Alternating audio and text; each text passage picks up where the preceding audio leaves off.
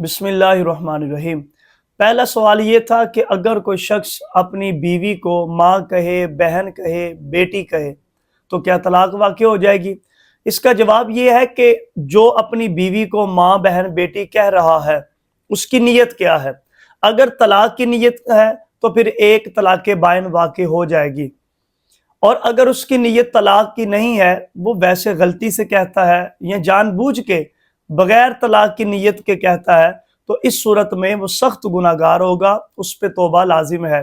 نبی پاک صلی اللہ علیہ وآلہ وسلم کے سامنے ایک شخص نے اپنی بیوی کو بہن کہا اور اس کو آواز دی بہن کے نام سے، تو نبی پاک علیہ السلام بڑے ناراض ہوئے اور ارشاد فرمایا کیا یہ تمہاری بہن ہے؟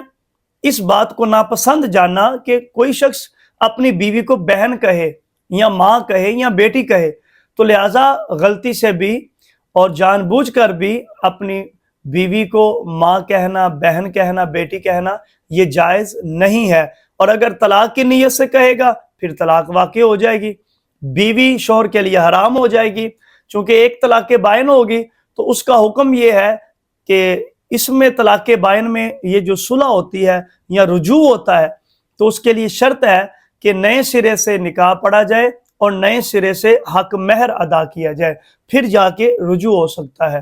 دوسرا مسئلہ تھا زہار کا۔ زہار کسے کہتے ہیں؟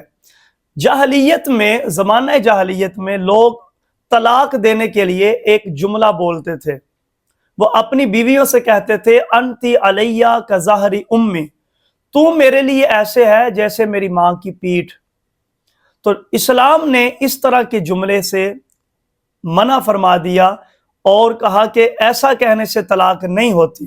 البتہ اگر کوئی شخص آج اسلام لانے کے بعد یہ جملہ استعمال کرتا ہے تو اس کے لیے اللہ تعالیٰ مالک کائنات نے اس جملے کو زہار کا نام دیا ہے، اس کو زہار کہتے ہیں۔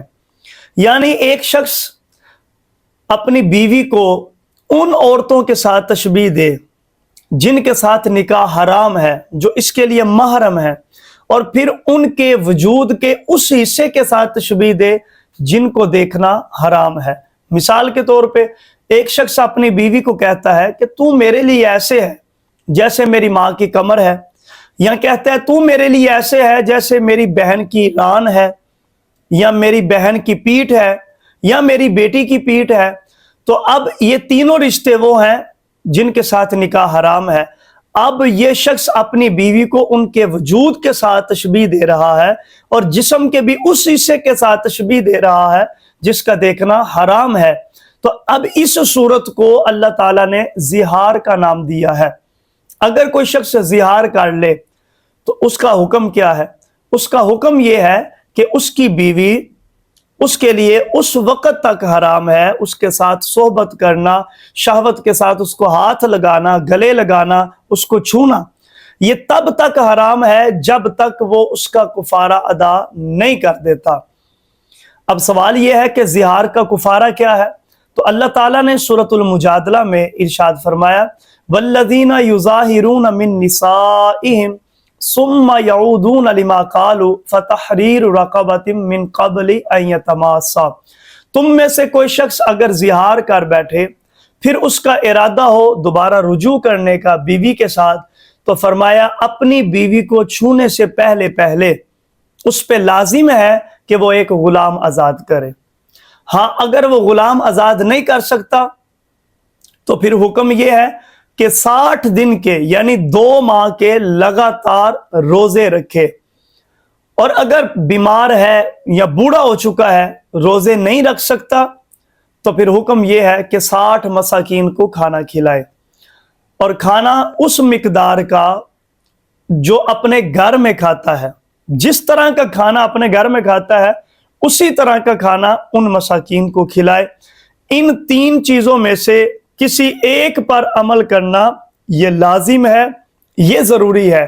اگر کفارہ ادا نہیں کرتا تو یہ اپنی بیوی کے قریب نہیں جا سکتا، اللہ نے اس سے منع فرمایا ہے۔